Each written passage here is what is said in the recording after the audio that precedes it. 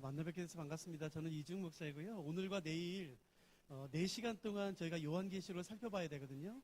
사실 저희가 학교에서는 요한계시록 할 때 한 21시간 정도 해요.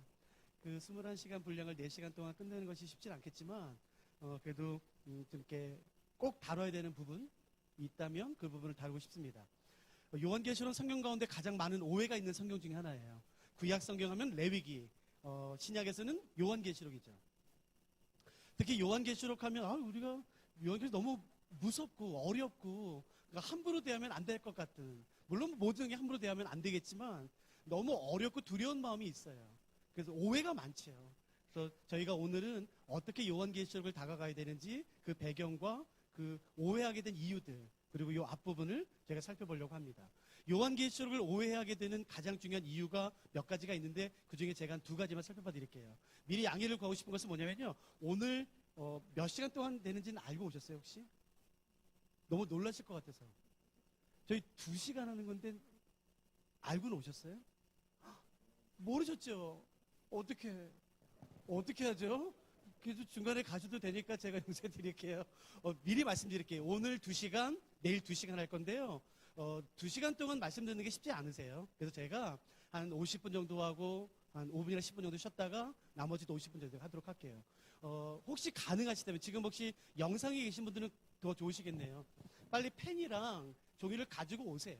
그래서 적으시면서 이게 진짜인가 보시는 게 낫겠죠. 그러니까 단지 그냥 듣는 게 아니라 오늘 같이 성경을 같이 공부하면서 살펴보면서 단어도 또 구조도 여러 가지 흐름도 저희가 살펴보도록 하겠습니다. 지금 가져오시는 게 어이구, 예.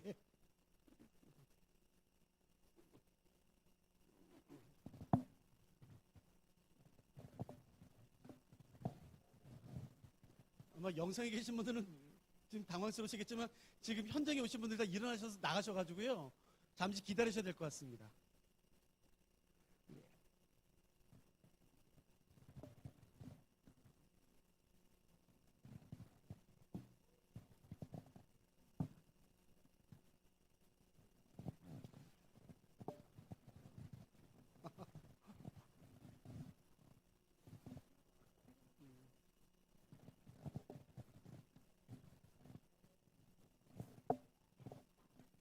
예, 저희가 이제 시작할까요? 예.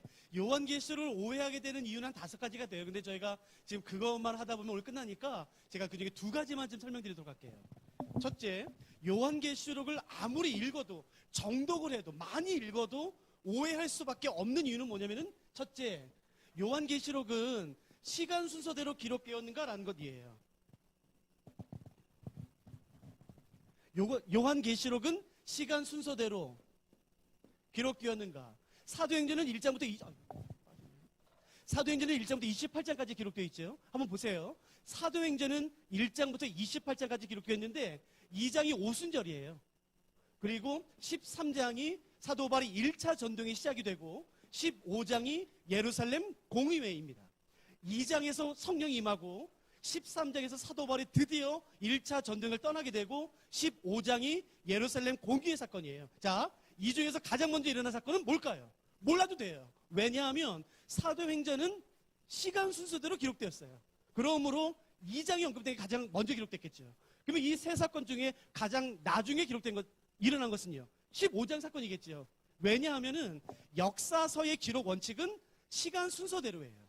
어렵지 않죠? 당연하죠. 보세요. 열왕기상하, 여호수아, 역대상하, 에스더, 그런 역사서의 기록 원칙은 시간 순서대로 기록되는 것이에요. 그렇기 때문에 시간의 개념을 가지고 읽으시면 돼요.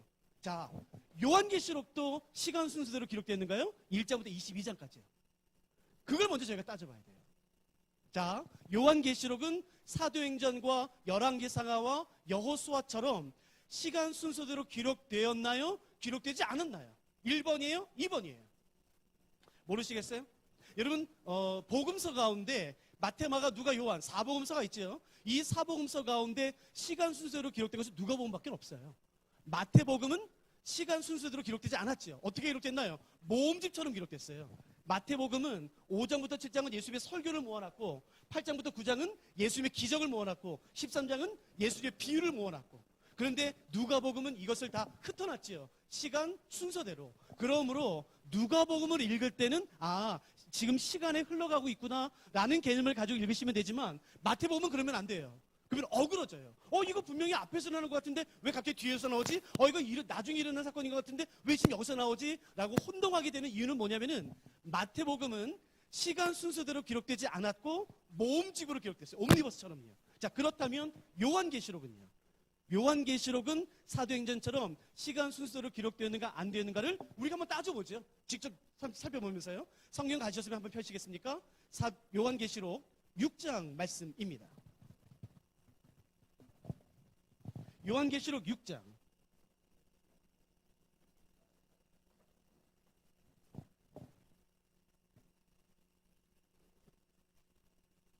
12절 말씀을 볼까요?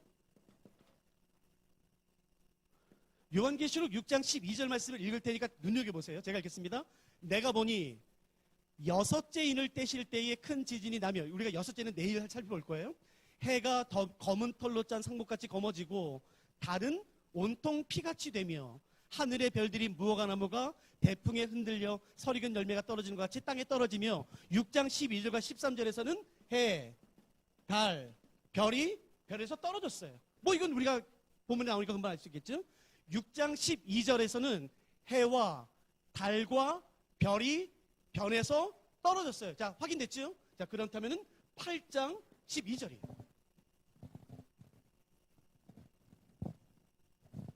8장 12절 말씀. 제가 읽어보겠습니다. 8장 12절. 넷째 천사가 나팔을 부니 해 3분의 1과 달 3분의 1과 별들의 3분의 1이 타격을 받아 그 3분의 1이 어두워지니 낮 3분의 1은 비춤이 없고 밤도 그러하더라. 8장 12절에서 또 해, 달, 별이 별에서 떨어져요. 잠깐만. 6장 12절에서 이미 해와 달과 별들은 떨어졌잖아요. 근데 여기서 또 떨어져요? 그러므로 만일 논리적으로 요한계시록이 사도행전이나 여호수아나 열왕기상가처럼 시간 순서대로 기록되었다면 6장과 8장 사이에 하나님의 창조가 한번 있어야 돼요. 그러니까 창세기 1장 1절에 창조된 해와 달과 별들이 6장에서 떨어지고 다시 한번 창조되고 떨어지고 뒤에 또 창조되고 또 떨어지고. 그러므로 요한계시록이 만일 시간 순서대로 기록이 되었다면 이 세상은 최소 3번 이상 창조되어야 되는 거죠. 그래야지만 요한계시록의 논리가 맞아요. 왜요? 자꾸 해가 떨어져요. 해가 변해요. 3분의 1이 떨어지고. 그러므로 논리적으로 우리가 알 수 있는 것은 뭐냐면은 요한계시록은 시간 순서대로 기록되지 않았어요. 근데 우리는 자꾸 무의식 가운데 1장부터 읽어나가면서 이것은 이거 앞에서 일어난 건데 나중에 또 일이 일어나나 보다. 이것은 나중에 일어나나 보다 라고 생각하게 되는 것이에요. 그러므로 기억하세요. 요한계시록은 사도행전처럼 열왕기상하처럼 시간 순서대로 기록되어 있지 않아요. 그러면 어떻게 기록되어 있는가? 쉬워요. 사이클처럼 기록됐어요. 사이클을 좀 더 쉽게 말씀드린다면 사도 요한은 처음에 뭔가를 설명해요. 그리고 나서는 이어서 설명하는 게 아니라 다시 앞으로 가요. 다시 앞으로 가서 옛날부터 다시 설명해요. 이것이 끝나면 이어서 설명하는 게 아니라 다시 앞으로 가서 설명해요. 다시 앞으로 가서 설명해요. 이 사이클이 무려 4개 나옵니다. 7개 인, 7개의 나팔, 7개의 표적, 7개의 대접. 그 사이클은 시간 순서대로 기록된 것이 아니라 사이클로 기록됐다는 것을만 알아도 요한계시록은 상당히 많은 부분이 해결이 돼요. 요한계시록은 자세히 읽어보신 분은 아실 거예요. 전쟁이 4번 나옵니다. 근데 이것은 4개의 전쟁이 아니라, 잘 들으세요, 하나의 전쟁을 4개의 서로 다른 각도에서 설명하는 것 뿐이에요. 그러므로 이것을 모르면 요한계시록은 너무 겁이 나. 맨날 전쟁하다 끝나. 맞아요. 전쟁이 4번이나 나와요. 근데 그게 서로 다른 4개의 전쟁이 아니라 몇 개의 전쟁이라고요? 하나예요. 그것을 서로 다른 4개의 각도에서 설명할 뿐이겠죠. 그러니까 요한계시록에 대한 오해를 아무리 읽어도 가지게 된 이유는 뭐냐면은 시간 순서대로 기록되지 않았음에도 불구하고 이것은 21장이니까 이건 나중에 일어날 일이야. 이거는 17장이니까 이건 앞에 7장보다 훨씬 더 나중에 일어날 일이야 라고 오해하는 것이에요. 그럼 이걸 어떻게 하나 제가 설명드릴게요. 자, 첫째요. 요한계시록은 시간 순서대로 기록되지 않고 사이클로 기록됐다는 것만 기억하시면 되죠. 자, 두 번째. 요한계시록을 오해하는 더 중요한 이유가 있어요. 근데 사실은 이것은 혼자 공부하기는 좀 어려운 내용이에요. 제가 설명드려 볼게요. 요한계시록을 오해하는 가장 중요한 이유, 그것은 장르에 대한 이해예요. 제가 한번 질문해 볼게요. 어떤 문구가 있어요. 그 문구는 이것이에요. 할머니 한 분이 눈이 되어 사라지고. 잘 들어보세요. 할머니 한 분이 눈이 되어 사라지고 라는 문구가 있어요. 근데 만일에 이 문구가 법정에서 증인이 증인 선서를 한 다음에 말한 것이라면, 제가 판사예요. 자, 증인 선서하세요. 예, 저는 제가 본 것, 직접 들은 것만을 사실을 있는 그대로 말하겠습니다. 선서했어요. 그래서 재판관이 말하겠죠. 자, 증인 본 거를 말해보세요. 예, 할머니 한 분이 눈이 되어 사라졌습니다 라는 말을 만일에 법정에서 증인이 한 말이라면 그 문장은 문자적 의미일까요? 비유적 의미일까요? 이건 대답하셔야 돼요.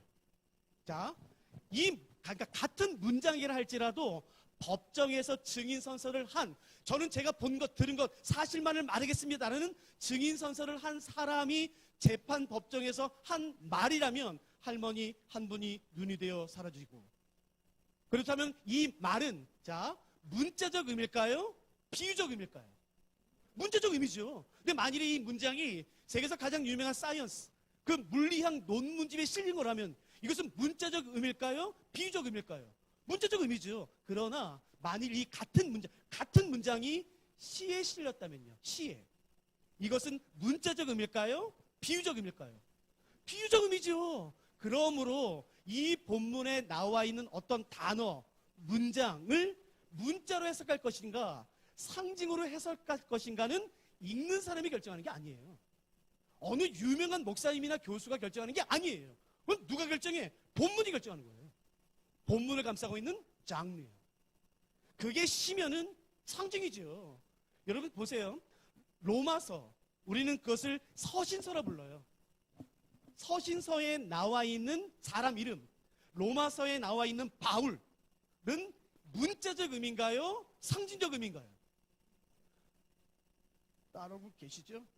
로마서에 바울 이름 나오잖아요. 그러면 로마서에 나오는 바울 이름을 문자적으로 이건 바울이야 라고 생각하세요? 이건 비유적 의미지 라고 생각하세요?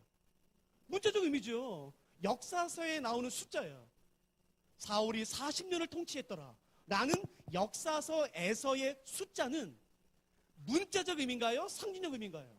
문자적 의미죠. 그러나 시에서는요, 비유적 의미죠. 그러니까 잘 보세요. 어떤 단어, 이름, 숫자를 이거를 문자로 해석해야 될까? 비유나 상징으로 해석할까? 그것은 읽는 사람이 결정하는 게 아니에요. 교수님이나 목사님이 해석하는 게 아니에요. 그럴 권한이 없어요. 그 권한은 누구한테 있냐면은 본문에게 있어요. 그러므로 그 단어를 감싸고 있는 본문의 장르가 무엇인가를 살펴보는 것은 굉장히 중요합니다. 이 말씀을 드리는 이유는 그렇다면 요한계시록에는 숫자 666이 나오지 않습니까? 사람의 이름 음녀가 나오지 않습니까? 많은 물을 깔고 앉아있는 음녀. 그럼 도대체 요한계시록에 나와 있는 단어, 이름, 숫자는 이게 문자적으로 해석해야 될까? 상징적으로 해석해야 될까를 해결해야 되는 것이에요. 들으세요. 그것은 읽는 사람이나 교수나 목사가 해석하는 게 아니라 본문이 결정하는 것이에요. 그러므로 우리는 요한계시록의 문학 장르가 무엇인지를 살펴봐야 됩니다. 여기까지 따라오셨어요? 이건 쉽죠. 근데 문제는 뭐냐면 이거예요. 로마서 문학 장르가 뭘까요? 서신서, 열왕기 상하, 역사서, 시편 23편이요. 시가서예요.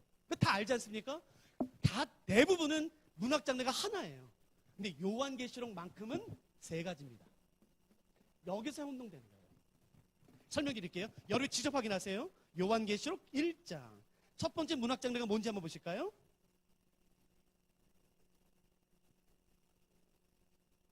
요한계시록 1장 4절 보세요. 여기에 장르의 힌트가 있습니다. 1장 4절. 요한은 아시아에 있는 7 교회에 편지하노니. 2장 1절. 에베소 교회 사자에게 편지하라. 8절 서머나 교회 사자에게 편지하라. 12절 버가모 교회 사자에게 편지하라. 자, 그러므로 요한계시록의 첫 번째 문학 장르는 뭘까요? 서신서입니다. 다시 말해서 로마서, 골로새서, 데살로니가 전후서 같은 서신서예요. 그러므로 서신서에 나와 있는 이름, 숫자는 문자적 의미인가요? 상징적 의미인가요? 문자적 의미입니다. 그러므로 요한계시록을 해석하는 첫 번째는 문자적으로 해석하는 것이에요. 그런데 문제는 여기서 멈추면 이단돼요. 그러니까 이 사람은 요한계시록을 문자로 해석해요. 그게 문제가 아니에요, 여러분. 문자로만 해석하는 게 문제인 거예요. 요한계시록은 첫 번째 문자로 해석하셔야지만 됩니다. 왜요? 서신서기 때문에. 그러니까 서신서라는 것은 문자적으로 해석하는 것이 첫 번째예요. 두 번째, 서신서라는 것은 뭐냐면은 반드시 어떤 목적이 있는 것이에요. 감사를 표현하든 어떤 문제를 해결하든 책망을 하든 갈라디아서처럼 책망하든 로마서처럼 에베소서처럼 어떤 문제를 해결하든 빌립보서처럼 어떤 감사를 표현하든 상관없이 편지라는 것은 어떤 기록 목적, 상황 서신서라고 말하는데 아무튼 어떤 목적이 있어서 기록한 것이겠죠. 그건 저희가 좀 살펴보도록 할게요. 아무튼 요한계시록은 서신서기 때문에 기억하세요. 문자적으로 해석해야 되는 게 맞습니다. 그러니까 여러분 이단들이 다 틀린 건 아니에요. 이단들이 완전히 생판 다른 거 가져오면 우리가 속겠습니까? 비슷하게 가져오니까 속겠죠. 요한계시록은 첫 번째 문자적으로 해석하셔야지만 됩니다. 두 번째, 근데 요한계시록의 장르는 하나만 있는 게 아니에요. 두 번째, 세 번째가 있어요. 또 어떤 게 있는지 한번 잠깐 보실까요? 1장 3절 말씀입니다. 1장 3절. 제가 읽어볼게요. 어떤 장르가 있는지 보세요. 1장 3절. 이 예언의 말씀을 읽는 자와 듣는 자. 뭐죠? 예언이요. 예언서예요. 즉 선지서. 그러니까 요한계시록은 서신서, 편지의 양식만 있는 것이 아니라 선지서의 양식이 있어요. 선지서는 구약 39권 가운데 17권이 선지서입니다. 그 선지서의 양식을 요한계시록이 가지고 있어요. 문제는 이걸 파악하는 게 쉽진 않아요. 혹시 따라오고 계시죠? 어려우세요? 근데 이 기초를 놔야지 제가 이 기초 안에 들어갈 수 있으니까 조금만 한번 참아보세요. 요한계시록은 첫째 서신서의 양식을 가지고 있고 두 번째 선지서의 양식을 가지고 있어요. 이제 질문해 볼게요. 그게 무슨 의미예요? 요한계시록은 이사야서, 예레미야, 다니엘과 같은 선지서입니다. 라고 말할 때 그 뜻이 뭐예요? 학자들이 17권에 나와 있는 모든 예언들을 다 뽑았어요. 구약성경 39권 가운데 17권이 예언서, 선지서인데 그 모든 예언들을 다 뽑아봤어요. 저 통계를 내봤어요. 재밌는 것은 뭐냐면은 여러분 보세요. 이 사람이 예언의 은사가 있어. 이 사람이 예언의 은사가 있어. 그러면 어떤 은사가 있는 건가요? 기도만 하면은 앞으로 일어날 일들을 미리 말해요. 그러니까 예언하면은 우리 가운데 가지고 있는 생각은 뭐냐면은 앞으로 일어날 일들을 미리 말하는 것이라는 생각이 있어요. 그런데 학자들이 구약성경 17권 선지서에 나와 있는 모든 예언들을 하나도 빠짐없이 다 살펴봤더니 흥미로운 것은 그 예언의 92%가 현재예요. 미래는 7%밖에 되지 않습니다. 그리고 1%는 메시아 예언이에요. 그러므로 선지자들의 가장 주된 관심은 앞으로 일어날 미래가 아니라 어딘가요? 현재예요. 그 지금 일어나고 있는 일. 영어가 편하세요? 한문이 편하세요? 한글이 편하시죠? 어른들이 계시니까 저 한문 잘 못 쓰니까 좀 양해해 주세요.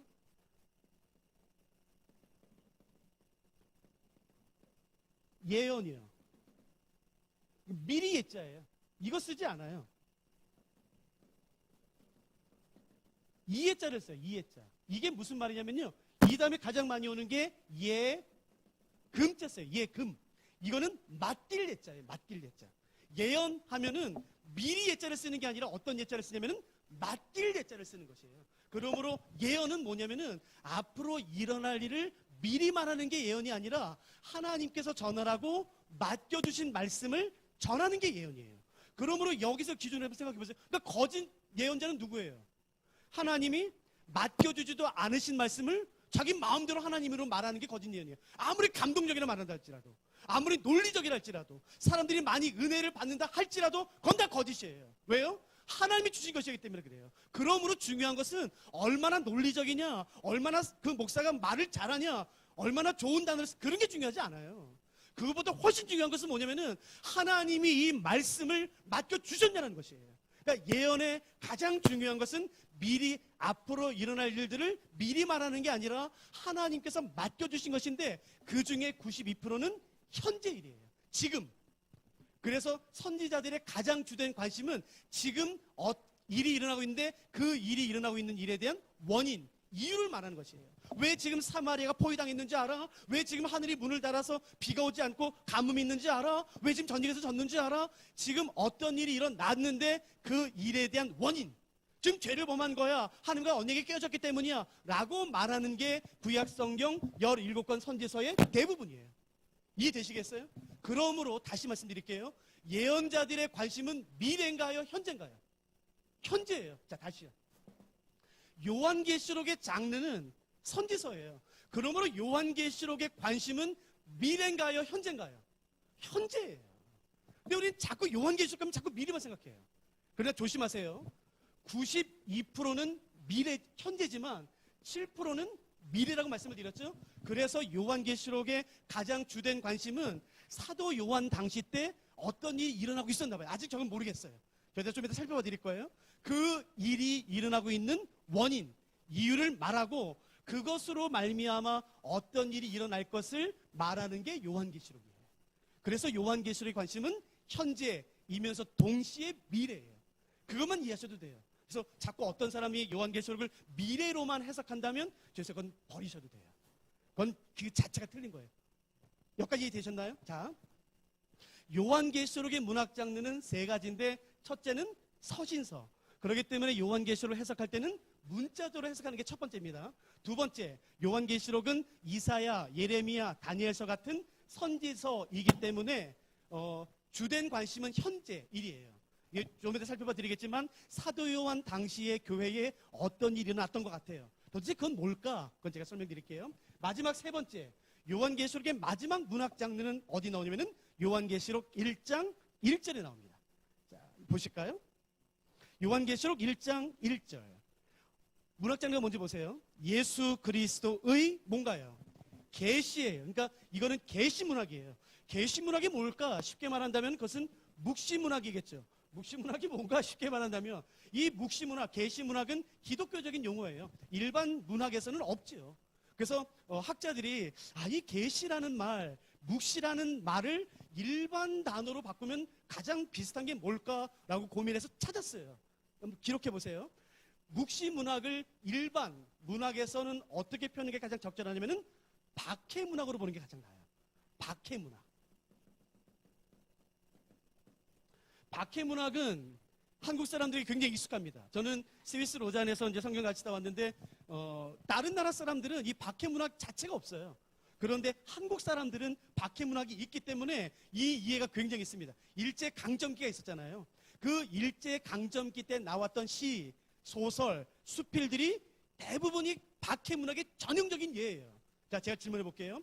박해 시대 때 나왔던 시, 소설, 수필들은 실제 이름을 쓸 수 있나요? 없나요?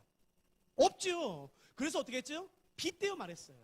그래서 박해 문학의 가장 중요한 특징은 상징이에요. 그래서 요한계시록은 잘 들어보세요.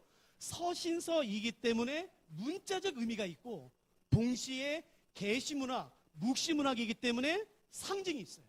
이 두 가지가 섞여 있어요. 그러므로 나는 요한계시록을 해석할 때에 다 상징으로 해석할 거야. 그거 틀린 거예요. 아니야, 나는 요한계시록은 문자적인 의미라고 생각해. 아니요, 그것도 틀렸어요. 왜요? 두 가지가 섞여 있으니까. 요한계시록의 가장 건강한 해석은 뭐냐면은 문자적인 의미와 상징적인 의미를 섞어서 해석하는 거예요. 그러면 이런 질문 생기죠. 그러면 우리가 이 본문이 문자적 의미인지 상징적 의미인지 어떻게 알 수 있어요? 쉬워요. 그건 제가 설명드릴 테니까 걱정하지 말고 이것만 이해하세요. 요한계시록은 상징과 문자가 섞여 있구나. 그것만 이해하셔도 돼요. 자, 두 번째, 그러면 상징은 지금 해석하는데 어렵지 않을까? 이단들이 가장 그 성도들을 신천지가요. 가장 이렇게 장난치는 게 상징이잖아요. 혹해요. 성경에서 가장 안전한 성경 해석법이 상징이에요. 단 원칙만 지킨다면. 상징은 역사 안에서, 문화 안에서, 언어 안에서, 그리고 본문 안에서 이 네 가지만 지키면은 해석 가운데 상징이 가장 안전합니다. 확실합니다. 다시요. 역사 안에서, 그리고 문화 안에서, 그리고 언어 안에서. 언어는 제가 666 때 해드릴 거예요. 마지막 네 번째는 본문 안에서요. 그 제가 실제로 예를 들어드릴게요. 다시 한번 보세요. 상징이라는 것은 절대로 내 맘대로 해석하면 안 되고 역사 안에서, 문화 안에서, 언어 안에서, 본문 안에서 해석하는 것을 원칙으로 합니다. 그러면 어떻게 될까? 제가 예를 들어드릴게요. 상징이라는 것은 말하는 사람이 듣는 사람에게 말할 때에 모두 공감할 때 쓰는 거예요. 참, 제가 오늘 가졌는데 왜 나한테 그런 사람이 어디 있어요? 이해되시겠어요? 제가 이렇게 할 때 화나는 사람이 있어요? 화나세요? 아니잖아요. 그러니까 이거는 한국 문화에서는 익숙한 거예요. 그러니까 그런 것처럼 상징이라는 것은 말하는 사람과 듣는 사람이 모두 공감할 때만 쓰는 거예요. 단 말하는 사람이 내가 이거를 쓸 건데 듣는 사람이 오해하면 어떻게 될까? 그런 의구심이 될 때는 100% 본문의 해석을 합니다. 그러니까 본문이 중요해요. 따라오셨어요? 자, 보시죠. 제가 예를 들어 드릴게요. 1장 20절. 1장 20절. 상징이라는 것을 어떻게 해석할지 제가 설명해 드릴게요. 중간에 들어오신 분을 위해서 잠깐 아까 말씀드린 것을 말씀드린다면 오늘 강의는 1시간에 끝나지 않고 2시간이니까 너무 놀라지 마시고 2시간이니까 그리고 중간에 10분 쉴 테니까 그때 결정하세요. 나 남을지 갈지. 그리고 이거는 그냥 저희가 그냥 설교식으로 되지 않고 같이 공부하려고요. 그러니까 종이를 꺼내서 같이 보시면 좋을 것 같습니다. 1장 20절 보세요. 내가 본 것은 내 오른손의 7별의 비밀과 또 7 금촛대라. 사도 요한이 환상을 봤는데 7별과 7 금촛대를 봤어요. 다 보세요. 7별, 7 금촛대. 이게 뭘까? 별은 뭘까? 촛대는 뭘까? 제가 뭐라고 그랬냐면요. 상징이라는 것은 말하는 사람이 말할 때 듣는 사람이 오해하면 어떻게 하지? 라는 의구심이 든다면 100% 어디에 답을 적어 놓는다고요? 본문에요. 자, 20절 보세요. 내가 본 것은 내 오른손 7별의 비밀과 또 7 금촛대라. 7별은 7 교회의 사자. 이거는 내일 저희가 풀어볼게요. 7별은 7 교회의 사자요. 7 촛대는 뭔가요? 7 교회예요. 본문이 그렇게 해석하잖아요. 그러므로 요한계시록 1장부터 22장까지 읽는 동안에 촛대가 나왔어요? 그럼 반드시 무엇으로 해석하셔야 되나요? 교회예요. 아니 난 싫어. 나는 촛대는 성령으로 해석할 거야. 자기가 뭔데 그렇게 해요? 여러분 설교자에게 그런 권한이 없어요. 본문이 왕이죠. 성경에서 촛대는 교회다 라고 말했으면 그렇게 해석하셔야 돼요. 이해되셨어요? 그러면 제가 그 다음 절인 2장 1절을 읽을 테니까 자, 질문 이것이에요. 지금 예수님 어디 계신지 여러분이 대답하세요. 대답하셔야 돼요. 예수님 어디 계신지. 2장 1절 제가 읽겠습니다. 에베소 교회 사자에게 편지하라. 오른손에 있는 7별을 붙잡고 7 금촛대 사이를 거니시는 이가 이르시되. 자, 예수님 어디 계세요? 왜 그렇게 말씀하세요? 그러니까요. 그렇게 해석하는 거예요. 하나도 안 어려워요. 왜 당신은 예수님이 교회 사이에 계시다고 생각합니까? 1장 20절에 촛대는 교회라고 말했잖아요. 자, 다시요. 1장 13절이에요. 예수님 어디 계신지 여러분이 대답하세요. 1장 13절 제가 읽겠습니다. 촛대 사이에 인자 같은 이가. 자, 예수님 어디 계세요? 교회 사이에 계신 것이에요. 그러니까 이렇게 해석하는 거예요. 그러니까 하나도 안 어려워요. 자, 하나만 더 가볼게요. 17장. 이단들이 가장 많이 장난치는 게 요한계시록 17장이죠. 요한계시록 17장. 유명한 예입니다. 자, 제가 읽겠습니다. 요한계시록 17장 1절. 또 일곱 대접을 가진 7 천사 중 하나가 와서 내게 말하여 이르되 오라 많은 물 위에 앉은 큰 음녀가 받을 심판을 내게 보이리라. 어떤 여자가 많은 물을 깔고 앉아 있어요. 많은 물을. 여기 보세요. 어떤 자매님이 계세요. 그 자매님이 많은 물을 깔고 앉아 계세요. 자, 이 여자는 누굴까요? 실명을 거론하지 않는 것을 양해해 주세요. 굉장히 유명한 한 단체에서 이 여인을 자유의 여신상으로 해석을 했어요. 제가 정말 많이 질문을 받아 제가 직접 가봤어요. 정말이에요. 굉장히 유명한 단체에서 요한계시록 17장 많은 물을 깔고 앉아있는 이 여인을 자유의 여신상으로 해석을 했어요. 그래서 아멘 아멘 하더라고요.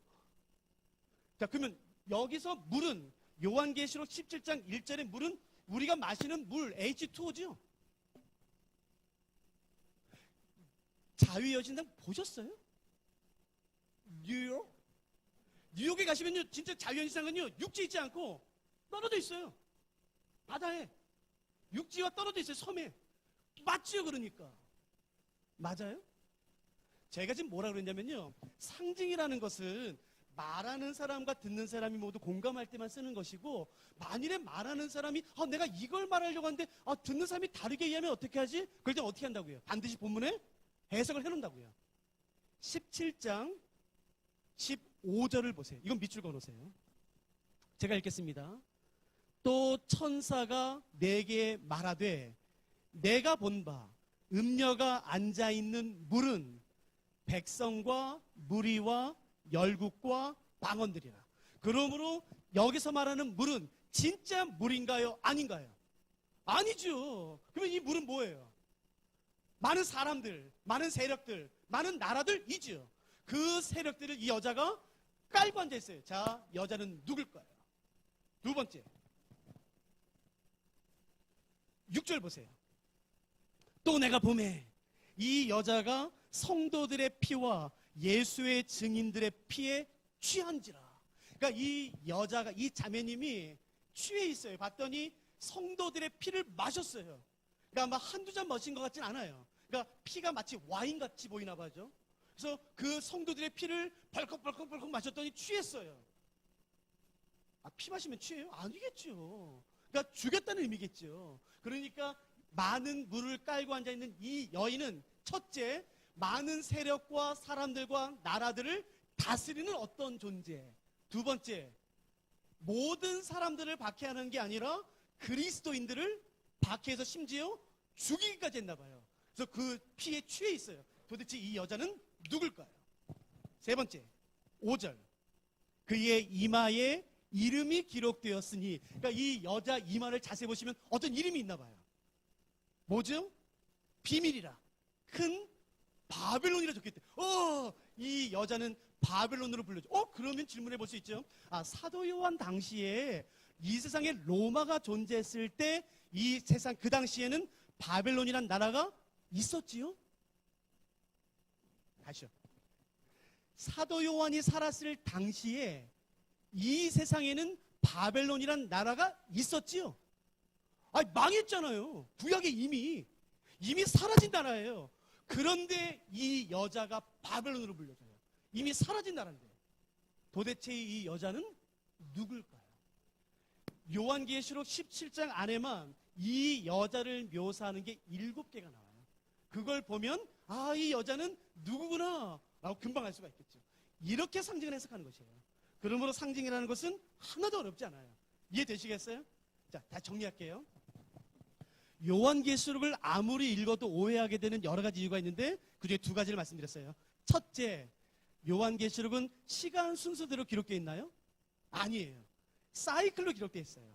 그렇기 때문에 요한계시록 읽을 때는 그걸 조심하면 돼요. 그 부분은 6장부터 16장까지예요. 제가 이따 설명드릴게요. 두 번째, 요한계시록을 아무리 읽어도 오해하게 되는 두 번째 이유는 뭐냐면은 요한계시록의 문학 장르가 한 가지가 아니에요. 몇 가지인가요?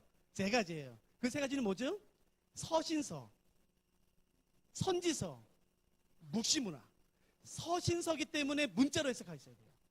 예언서기 때문에 지금 어떤 일이 일어나고 있는데 그 일에 대한 원인을 말해요. 그리고 그것을 말미암아 어떤 일이 생길지 미래를 말해요. 세 번째, 묵시문학이기 때문에 문자적인 의미뿐만 아니라 상징적인 의미도 가지고 있어요. 그게 요한계시록의 특징이에요. 이것만 이해하셔도 요한계시록을 해석하는데 상당히 도움이 됩니다.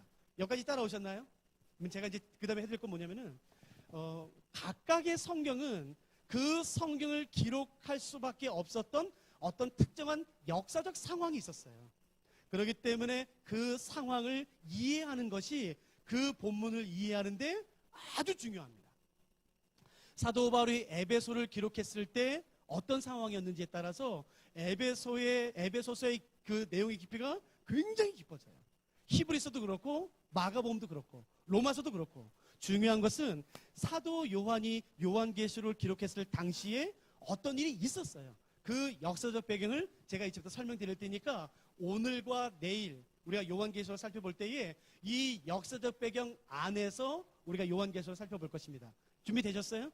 제가 옛날 이야기처럼 해드릴 테니까 그냥 편히 들으시면 됩니다.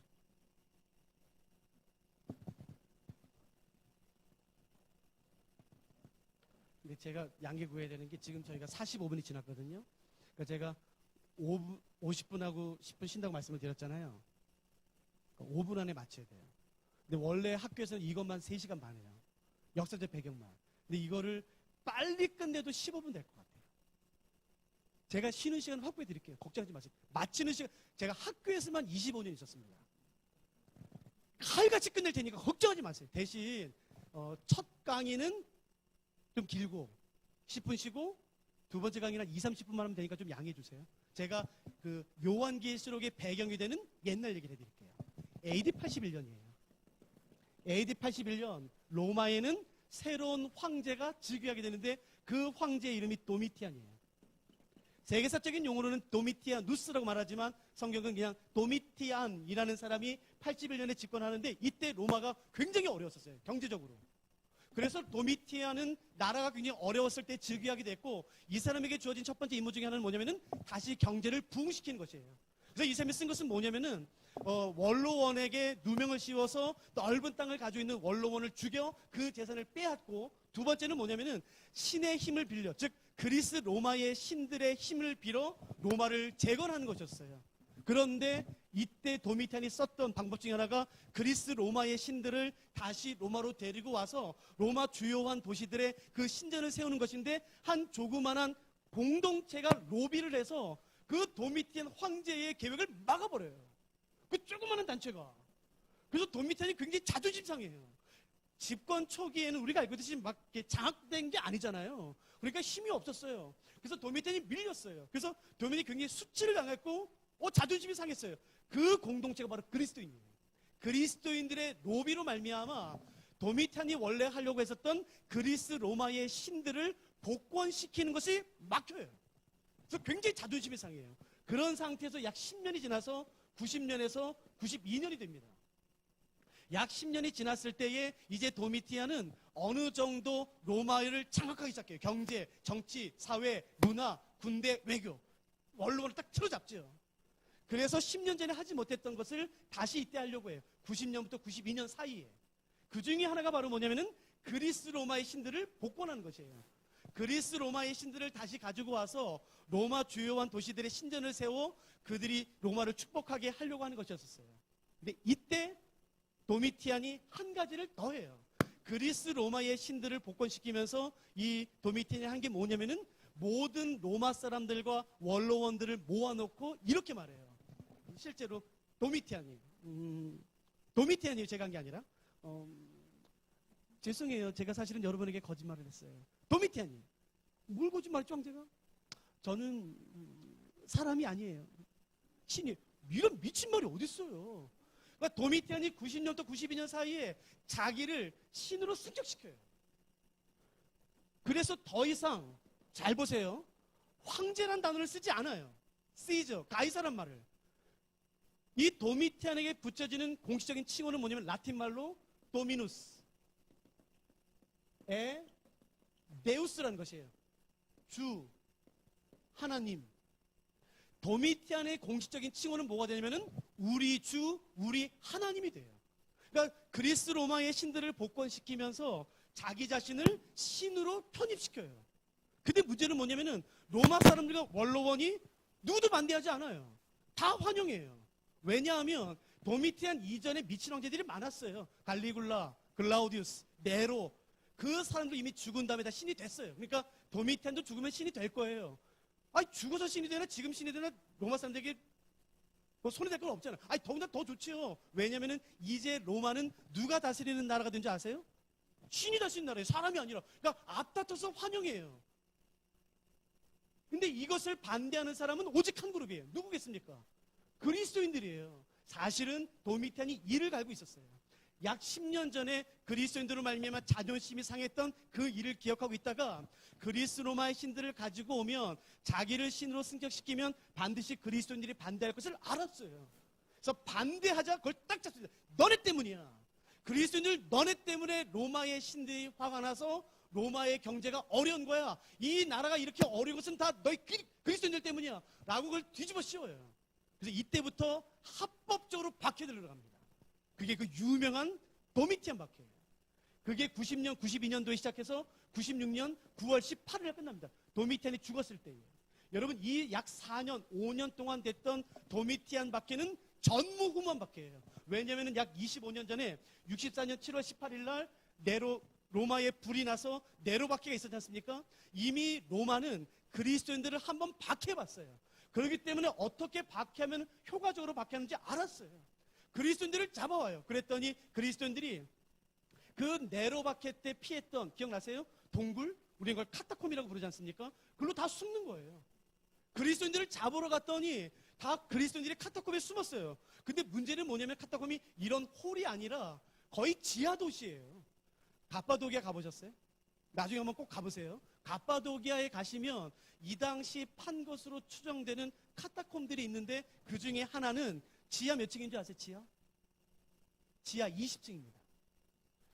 기계로 판 게 아니라 손으로 팠어요. 거의 도시를 이뤄냈어요. 그래서 지금 안전상 문제 때문에 아마 지하 2층이나 지하 3층에서 막아놨을 거예요. 못 들어가게. 이때 그러니까 한번 들어가면 로마 군인들이 잡으러 들어가면 못 나와요. 그러니까 그 길을 정확히 아는 사람은 그리스도인들이에요. 그래서 자편 그리스도에 묻고문을 합니다. 묻고문을. 어떻게 들어가? 말하지 않아요. 그건 당연하죠. 말하는 순간 다 잡힌데 말하겠습니까? 그러자 어떻게 하면 로마 군인들이 고문을 멈춰요. 그리고 아이들을 데리고 와요. 그리고 아이들과 잡혀온 그리스도인들의 부모를 같이 밥 먹게 해요.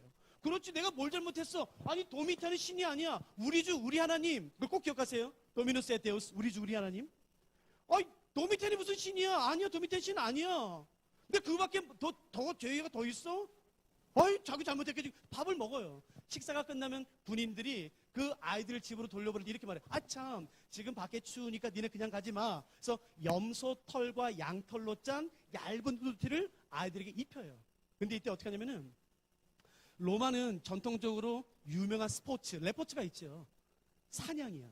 사냥은 사람 혼자 하나요? 아니요. 사냥개가 있습니다.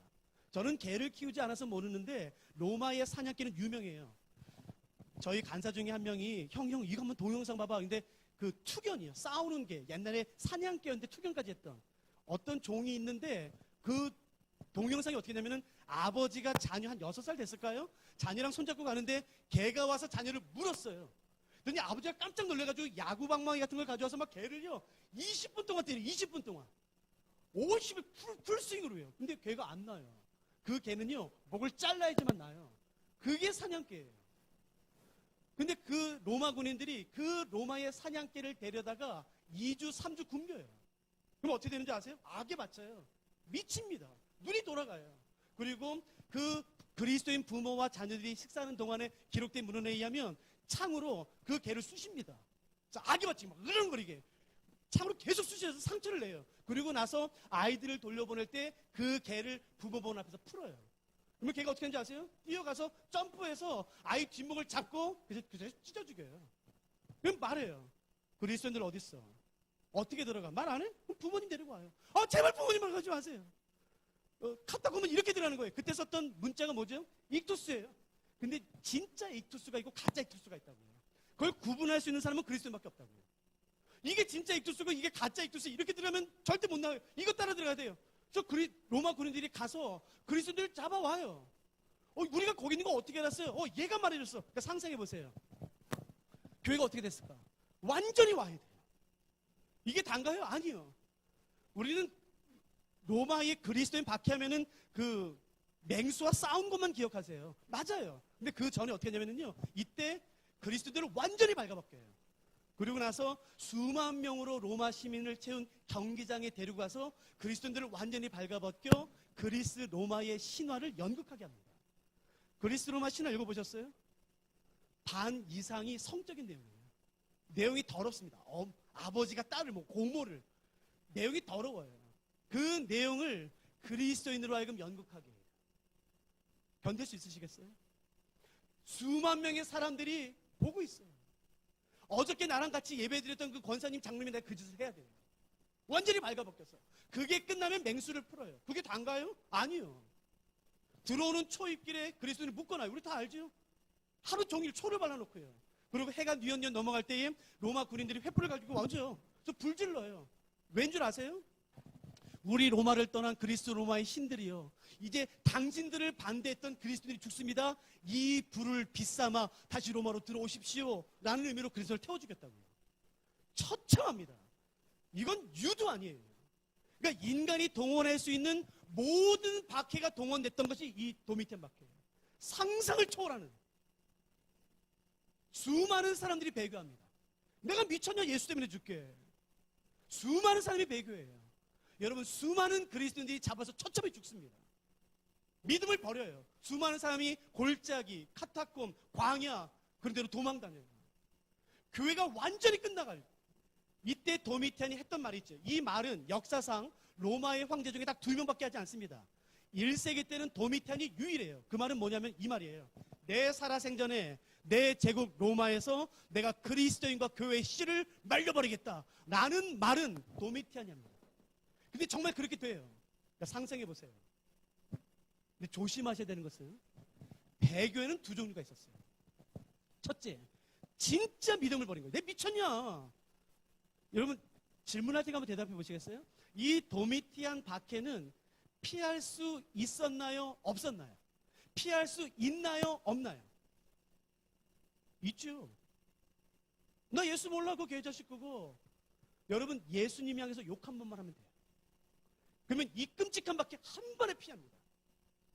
수많은 사람이 배교해요. 내 미쳤냐, 예수 때문에 죽게. 야, 예수가 나한테 해준 게 뭐냐? 예수 때문에 왜 내 자녀가 죽어, 내가 죽어, 왜 내 집을, 미쳤냐? 나 예수 없어도 돼. 정말 실제로 수많은 사람이 믿음을 버려요. 근데 잘 보세요. 배교한 사람 중에는 어떤 사람이 있었냐면은, 예수님은 믿어요. 예수님은 사랑해요. 근데 그렇게 죽는 게 두려운 거예요. 그 고문이 끔찍한 거예요. 그걸 견딜 자신이 없어요. 그래서 모른 척해요. 이해되세요? 전 이해돼요. 그 사람들 비난하면 안 돼요. 자, 제가 한번 동일시 여겨볼 테니까 한번 생각해 보세요. 여러분의 집에서 여러분만 교회 다녀요. 90년부터 92년 사이에 갑자기 도미티안 박해 시작됐어요. 예고 없이 갑자기. 그 이전까지 내가 교회 다니는 거 동네 사람들 다 알아요. 교회 다니는 사람들이 얼마나 시끄러워요. 다 알지. 우리 동네에 누가 교회 다니는지 다 알아요. 근데 갑자기 시작됐어요. 숨길 이유가 없었으니까. 여러분 집에서 여러분만 교회 다녀요. 근데 박해가 시작됐어요. 근데 여러분의 부모님이 여러분의 말을, 야야, 너 들었니? 도미티안이 그리스도인들 다 잡아서 죽인대더라. 발가벗긴대더라. 태워 죽인대더라. 그 사냥개 사냥감으로 만든대더라. 그 놀이한대더라. 그 경기장에서 맹수랑 싸운대더라. 엄마 아빠가 너 어떻게 봐?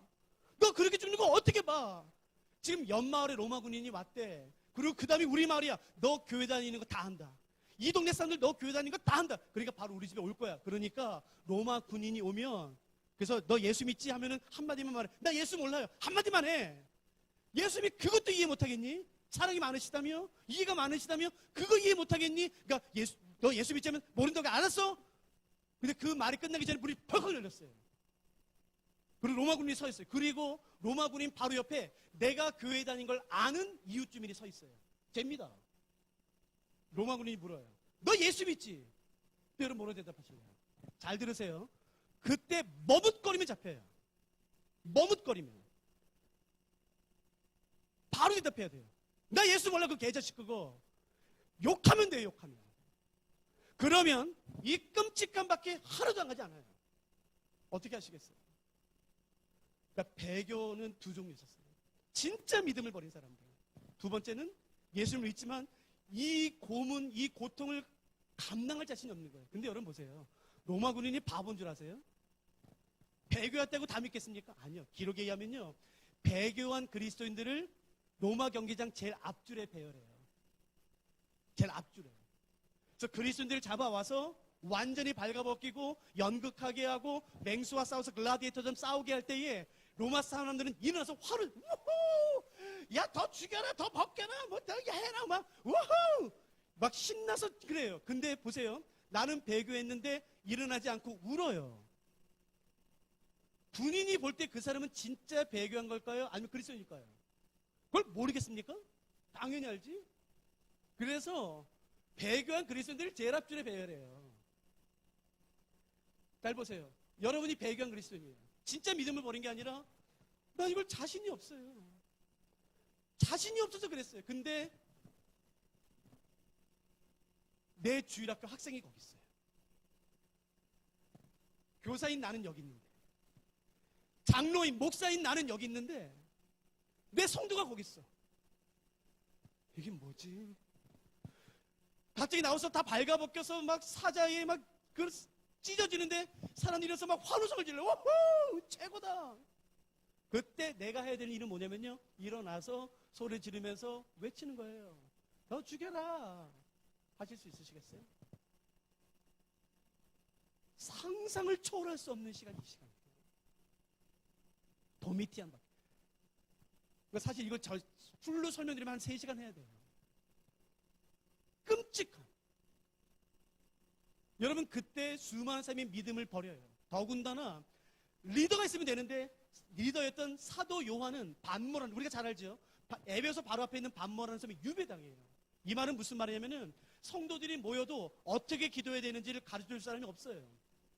이때 어떤 말씀을 붙잡아야 되는지 가르쳐주는 사람도 없어요. 어떻게 해야 되나? 지금 이때 어떻게 해야 되나? 이게 뭐가 하나님의 뜻이야? 그걸 가르쳐줄 사람이 없어요. 리더가 없어요. 그때에 총체적으로 난 어려운 가운데 빠져 있었을 때에 하나님과 예수 그리스도께서 그의 백성에 나타나셔서 해주신 말씀이 요한계시록이에요. 그러니까 요한계시록은 가뜩이나 두려움 가운데 있는 사람들에게 더 무섭게 하기 위해서 기록됐겠습니까? 그럴 리가 없겠죠. 가뜩이나 두려운데. 여러분, 이때 그리스도인들의 질문 가운데 하나는 이것이에요. 도대체 예수님 누구냐? 예수님 살아계시냐? 우리가 뭘 잘못했냐? 나는 예수가 신이지, 도미누스의 데우스, 도미테는 신이 아니야. 저건 그냥 황제고 신이 사람일 뿐이야 라고 말한 것밖에 더 있나 내가? 이게 그렇게 죽을 일인가? 아니, 그러면 예수라는 거는 와서 그의 백성을 도와줘야지. 지금 뭐야? 도와주지 않아요. 처참하게 죽어요. 처참하게. 여러분, 내 자녀가, 나는 죽어다 치죠. 여러분, 내 자녀가 예수를 믿는 그 유한함으로 9살, 6살짜리가 처참하게 죽어요. 도대체 예수는 누구? 정말 힘든 거는 육체적 고난이 아니에요. 그리스도인들에게 정말 힘든 건 뭐냐면은 하나님의 침묵이라는 것이에요. 하나님의 침묵. 이쯤 되면 하나님이 응답하셔야 되는데 응답하지 않아요. 그 총체적인 난구. 그때 주신 말씀이 요한계시록이에요. 그렇기 때문에 요한계시록은 1장부터 22장 끝장까지 예수님이 어떤 분이신지로 가득 차 있습니다. 이렇게 시작해요.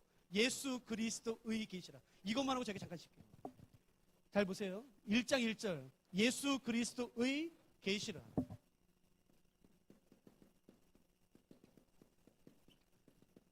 여러분, 이 의는 소유격인데 헬라어 문법 저랑 잠깐만 공부해 보실까요? 헬라어 소유격에는 2가지 종류가 있어요. 주격 소유격. 두 번째는 목적격 소유격이에요. 쉬워요. 제가 설명드릴게요. 예수 그리스도의 할 때 이건 소유격이죠. 소유격은 2가지, 주격이 있고 목적격이 있는데 만일 이것이 주격 소유격이라면 이게 주어가 되는 것이에요. 목적격이면 이게 목적어. 자, 설명드려 볼게요. 예수 그리스도가 주격 소유격이라고 주어로 해석한다면 뜻은 예수 그리스도께서 주신 계시가 되는 것이에요. 그러나 목적격 소유격이라면 예수 그리스도에 대한 계시가 되는 것이에요. 자, 주격이 맞을까요? 목적격이 맞을까요? 몰라요. 이것은 헬라 그리스 말에 쓰는 학자들도 동일하게 이 문장은 애매하기 때문에 2가지 다 맞다라고 동의해줘요. 그러므로 예수 그리스도의 계시다라는 말은 이렇게 해석할 수가 있겠죠. 예수 그리스도께서 주신 예수 그리스도에 대한 계시예요. 그러므로 요한계시록은 666이 중요하지 않아요. 바다에서 나온 짐승이 누군지가 중요하지 않아요. 요한계시록은 1장부터 22장까지 예수님이 누구신지를 말하는 성경이에요. 마지막 계시라, 영어 성경 가지고 계세요? 영어 성경 나중에 꼭 확인하세요. 계시라 할 때 이 계시는 단수입니다. 복수가 아니에요. 계시들이 아니에요.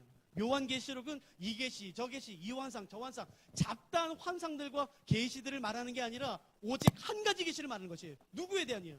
예수님이에요.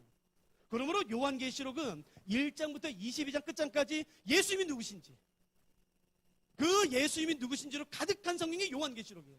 그러므로 요한계시록을 제대로 공부한 사람은 요한계시록을 이렇게 부릅니다. 제5의 복음서. 마태마가 누가 요한, 사복음서가 있죠? 아니요. 충분하지 않아요. 왜냐하면 사복음서는 초림, 처음 오신 예수님을 말하지만 다시 오실 예수님을 거의 언급하지 않아요. 거의. 다시 오실 예수님, 부활하셔서 승천하신 그 예수 그리스도, 예수 그리스도의 본래 모습을 말하는, 그 신적인 원래 모습을 말하는 유일한 66권 가운데 유일한 성경이 요한계시록이에요. 사복음서에는 예수님은 어린 양으로 오셨죠. 고난받는 종으로 오셨죠. 사람이 돼서 오셨죠. 그러나 요한계시록에 의하면 예수님은 더 이상 고난받는 종으로 오지 않으세요. 왕의 왕으로 오세요. 어린 양으로 오지 않으세요. 유다의 사자로 오세요. 구원자로 오지 않으세요. 심판자로 오세요. 사람으로 오지 않으세요. 하나님 본연의 모습으로 이 땅에 오십니다.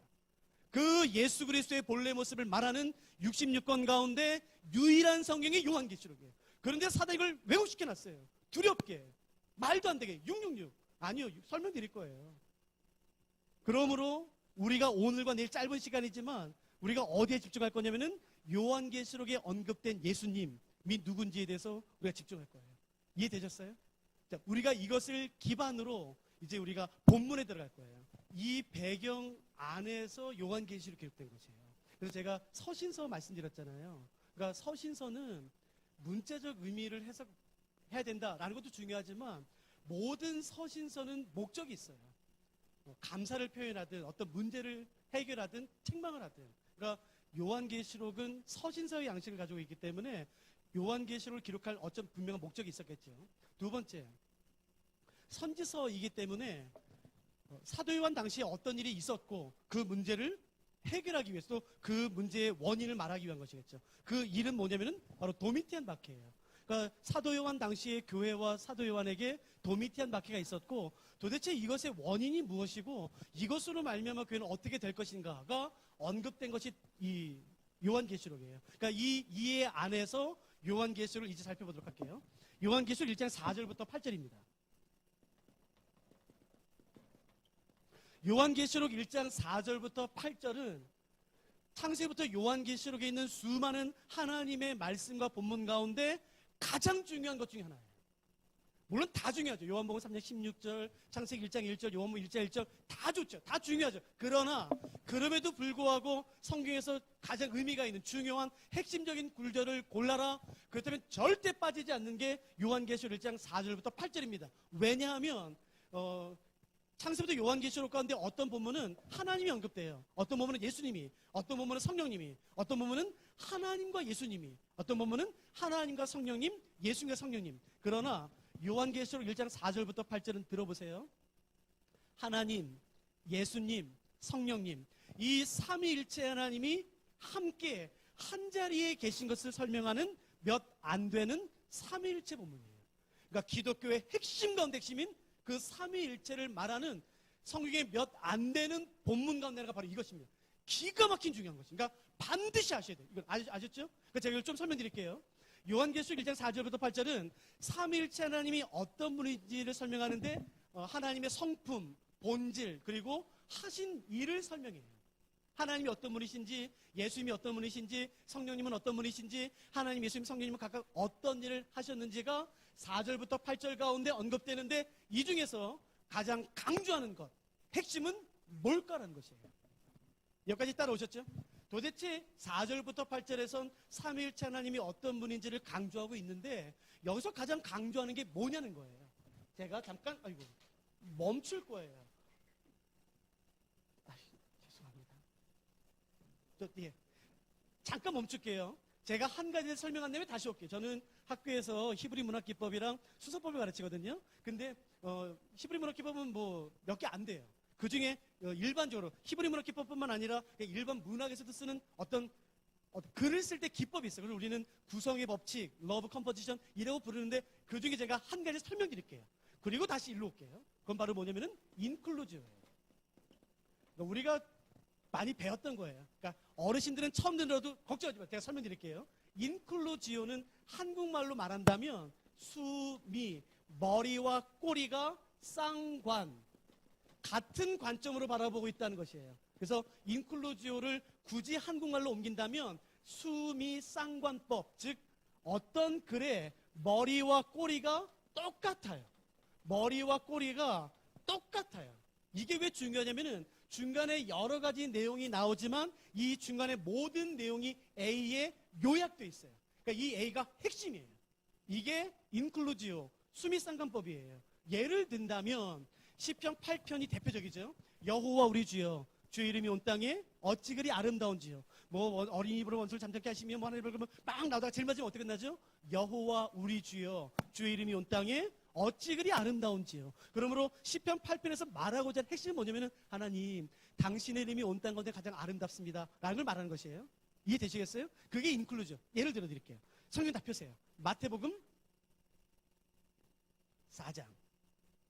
여러분 한번 보시면서 확인해 보시겠어요? 성경을 이렇게 공부하시면요, 성경이 눈에 들어오시기 시작하실 거예요. 마태복음 4장 23절.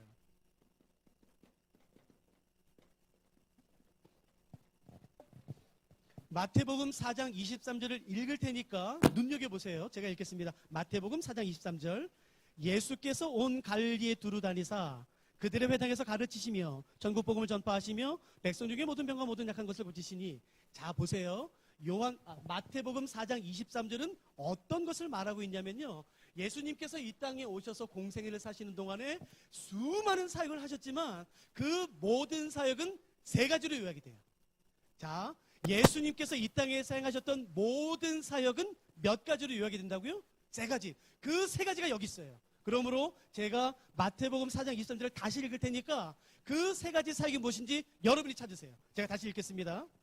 예수께서 온 갈릴리에 두루 다니사 그들의 회당에서 가르치시며 천국 복음을 전파하시며 백성 중에 모든 병과 모든 약한 것을 고치시니. 세 가지는 뭔가요? 가르치시고 전파하시고 고치신 거예요. 이해되셨죠? 금방 나오죠. 마태복음 9장 35절. 마태복음 9장 35절을 읽어드릴 테니까 조금 전에 읽었던 4장 23절을 머리에 염두에 두셔야 돼요. 다 됐죠? 제가 9장 35절 읽겠습니다. 어떤지 보세요. 예수께서 모든 도시와 마을에 두루 다니사 그들의 회당에서 가르치시며 천국 복음을 전파하시며 모든 병과 모든 약한 것을 고치시니라. 어떤가요? 똑같아요. 가르치시고 전파하시고 고치시고. 이게 인클루지예요. 그러므로 이 중간에 나오는, 여기 잠깐 보세요. 중간에 나오는 마태복음 5장, 6장, 7장, 8장, 9장 무려 5장은 읽지 않아도 알 수 있어요. 그렇다고 안 읽으시면 안 돼요. 5, 6, 7, 8, 9 5장을요 읽지 않아도 이 5장의 내용은 뭐야? 라고 알 수가 있어요. 내용은 뭘까요? 예수님께서 가르치시고 전파하시고 고치신 내용이겠죠. 그럼 확인해 볼까요? 마태복음 5, 6, 7장이 뭔지 아시는 분? 산상수훈. 예수님께서 복음을 전파하시고 가르치셨죠? 8, 9장은요 예수님의 10개의 기적이 나옵니다. 그러니까 맞아요. 그러니까 5, 6, 7, 8, 9는 예수님께서 가르치시고 전파하시고 고치신 내용이, 이게 인클루지오예요. 다시 정리할게요. 인클루지오라는 건 뭐냐면요, 중간에 많은 내용이 나오지만 그 모든 내용이 한마디로 요약되어 있어요. 어디예요? 제일 앞과 제일 마지막에. 그게 인클루지오.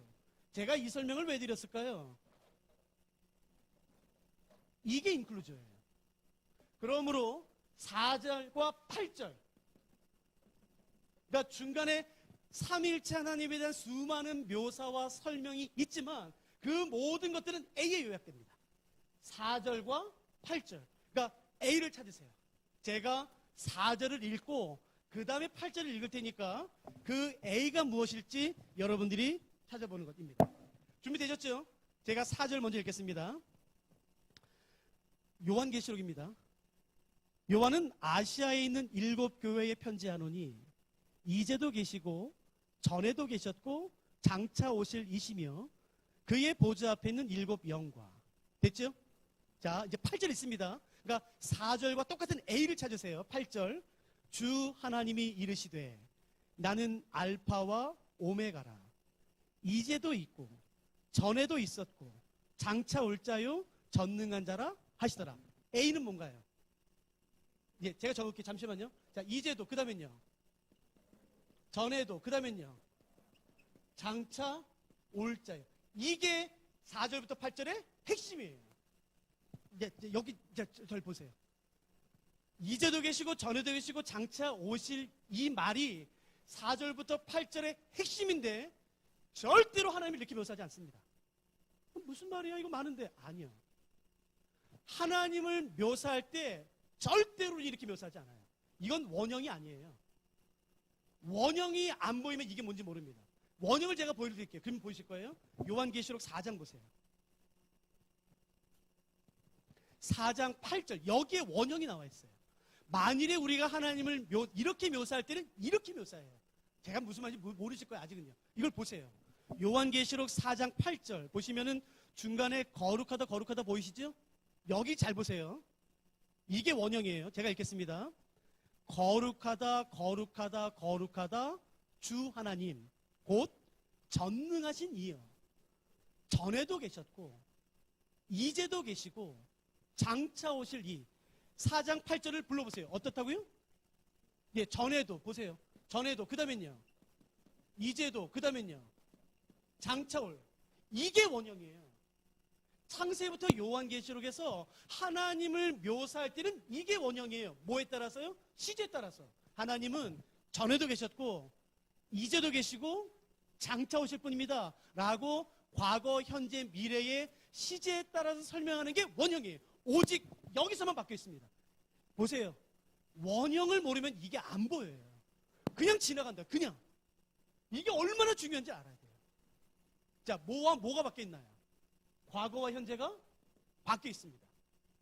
전에도, 이제도, 장차가 아니라 이제도, 전에도, 장차도예요. 그러면 여기서 강조하는 것은 과거예요? 현재예요? 현재예요. 그러므로 여기서 말한 1장 4절부터 8절에서 말하는 하나님은 어떤 분이신가요? 지금 살아계신 분이세요. 여기서 하나님이 그의 백성에게 말씀하고 싶은 것은 그냥 단지 나는 전에도 있었어, 지금도 있어. 그게 아니라 나는 지금 살아있어 라는 말씀인 것이에요. 고통받고 있는 인간이 감히 상상할 수 없고 감당할 수 없는 극한의 공포와 두려움 가운데 있는 그의 백성에게 오셔서 하나님이 그의 백성에 오셔서 제일 먼저 하신 말씀이 뭐냐면은 내가 지금 살아있어 라는 것이에요. 과거에 동일한 능력과 지혜 그대로 내가 지금 살아있어 라고 말씀하시는 것이에요. 과거의 홍해를 갈랐던 그 능력 그대로 내 백성을 광야에서 40년 동안 인도하고 먹였던 그 능력과 지혜 그 사랑 공의를 그대로 내가 지금 살아있어 라고 말씀하시는 것이에요. 저는 오늘 하나님이 이 말씀을 우리 교회에도 말씀하기를 원하시다고 저는 믿어요. 내 백성아 내가 지금 살아있어. 왜일까요? 왜 고통받는 하나님의 백성에게 오셔서 하나님이 제일 먼저 말씀하신 것은 이 말씀일까요? 고통 당해보셨어요? 고통? 그냥 조금 말고요.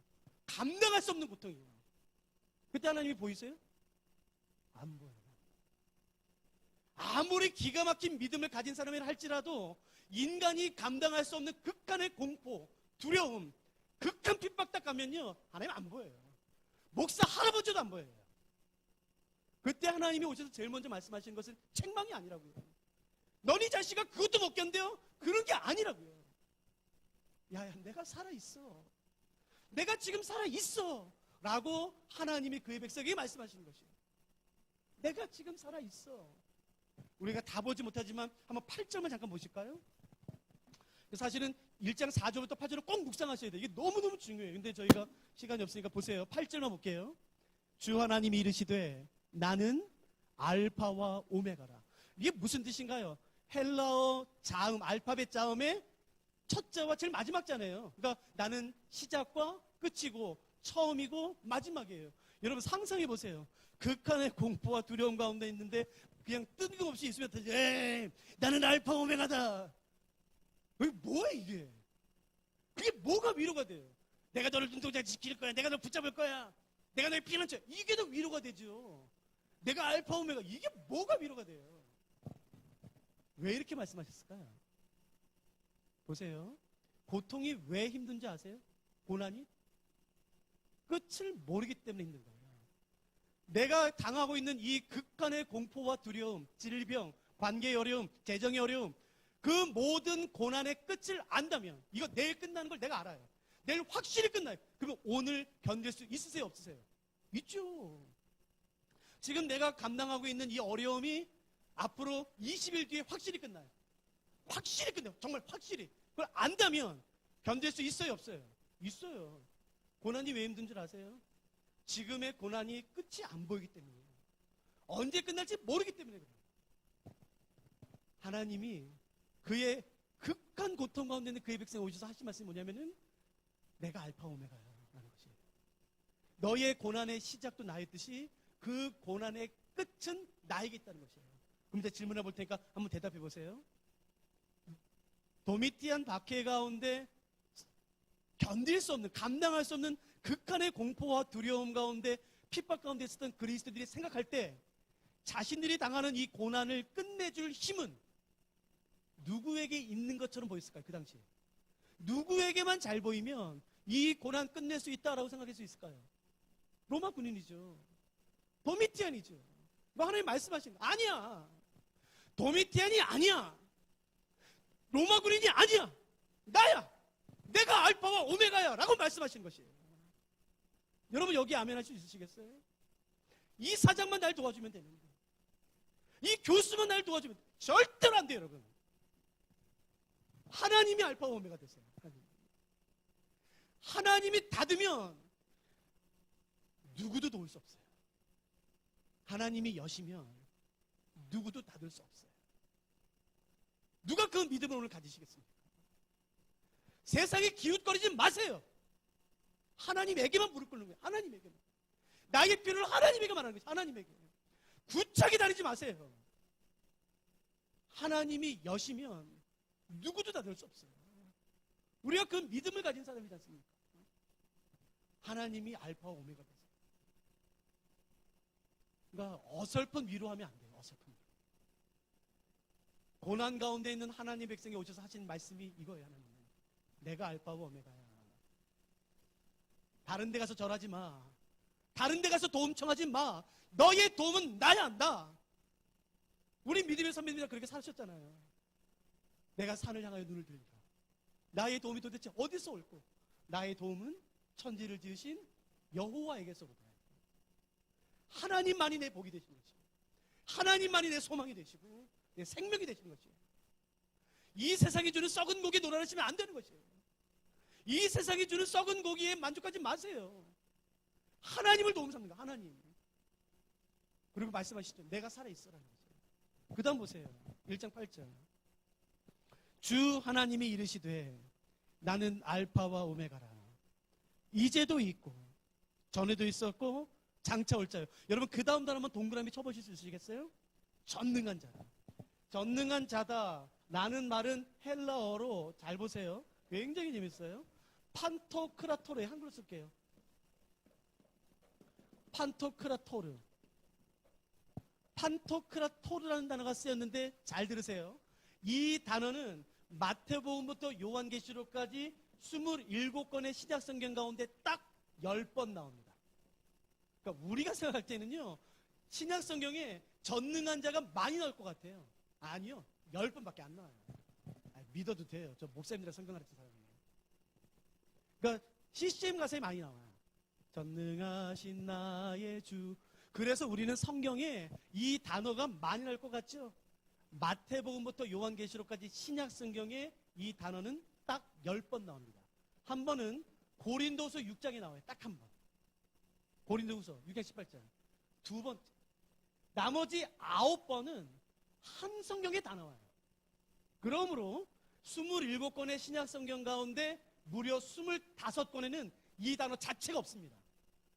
전능한 자, 하나님을 전능한 자로 묘사하는 성경은 신약 성경 가운데 딱 2권이에요. 한 권은 고린도 후서. 나머지 9권은 한 성경이 다. 그 성경이 뭐겠습니까? 요한계시록이에요. 그러므로 요한계시록에서 강조하는 하나님은 어떤 분이신가요? 전능하신 분이세요. 전능의 뜻을 아세요? 전능의 뜻이 뭐예요? 능력이 많은 거죠? 아닙니다. 전능의 뜻은 능력이 많은 게 아니에요. 능력이 많은 것은 유능이죠. 우리 하나님은 유능하지 않아요. 혹시 하나님이 유능한 줄 아셨어요? 우리 하나님은 유능하지 않아요. 하나님은 전능하십니다. 유능과 전능은 하늘과 땅 차이예요. 우리 교회도 유능하신 분 꽤 있지 않으세요? 좋은 학벌에, 좋은 지식에, 좋은 재정에, 좋은 관계에, 좋은 힘, 유능하신 분 많으실걸요. 하나님은 유능하지 않아요. 전능하세요. 유능은 전능에 비하면 무능해요. 하실 수 있는 게 많은 게 아니라 불가능이 없는 게 전능이에요. 완벽한 어둠에서 빛을 가져오는 것이에요. 완벽한 죽음에서 생명을 가져오는 것. 완벽한 절망에서 소망을 가져오는 것, 그게 전능이에요. 하나님도 죽었다 깨나도 못한다 이거는. 아무리 하나님이어도 저 사람은 못 고친다. 아무리 하나님이어도 아이고 내 남편은 안 되지, 내 아내는 안 되지, 그딴 말이 어디 있어요 여러분. 하나님은 유능하지 않아요. 하나님은 전능하세요. 완벽한, 모든 것이 완벽히 끝난, 완벽한 불가능한 상황에서 새로운 것을 일으키시는 그 하나님이, 여러분 오늘 우리가 예배드리는 바로 그 하나님이세요. 누가 하나님을 하나님답게 예배하시겠습니까? 하나님을 하나님답게 섬기세요 제발. 그분을 욕되게 하지 마세요. 전능하신 하나님, 불가능이 없으신 하나님, 알파와 오메가 되신 하나님, 지금 살아계신 하나님, 여러분 그분이 바로 우리 하나님이라고 말하는 것이에요. 그러니까 요한계시록 1장 4절부터 8절은요 너무 중요한 말씀으로 말해요. 그러니까 꼭 한번 보세요. 그래서 하나님이 누구신지, 예수님이 누구신지, 성령님이 누구신지 그 극한의 고난을 당하고 있는 그리스도인들에게, 하나님의 백성들에게 오셔서 말씀하시죠. 여러분 4장 잠깐 보시겠어요? 4장. 그래서 4장 1절에 하나님이 이렇게 말씀하세요. 2일 후에 내가 보니 하늘에 열린 문이 있는데 내가 들은 바 처음에 내게 말하던 나팔 소리 같은 그 음성이 이르되, 이 다음 잘 보세요. 이리로 올라오라. 이후에 마땅히 일어날 일들을 내가 내게 보여주라. 여러분 혹시 성경에 동그라미 칠 수 있으시면 한번 쳐보시겠어요? 마땅히.